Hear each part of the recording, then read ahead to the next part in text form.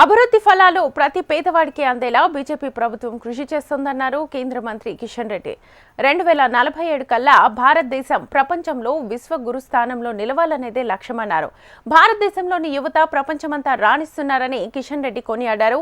BJP రాష్ట్ర కార్యాలయంలో జరిగిన నమో యాప్ వికసిత్ భారత్ అంబాసిడర్ క్యాంపెయిన్లో కేంద్ర మంత్రి కిషన్ రెడ్డి ముఖ్య అతిథిగా పాల్గొని వర్క్షాప్ను ప్రారంభించారు. దేశంలో కొన్ని కుటుంబ పార్టీలు ప్రజాధనాన్ని దోపిడీ చేస్తున్నాయని, వాటి నుంచి విముక్తి చెందేలా మార్పు రావాలని కేంద్ర మంత్రి కిషన్ రెడ్డి పిలుపునిచ్చారు. ఒక అభివృద్ధి చెందినటువంటి దేశంగా ఎదగాలి, భారతదేశము ప్రపంచ దేశాల సరసన తల ఎత్తుకొని ఒక విశ్వగురు స్థానంలో భారతదేశం ఉండాలి.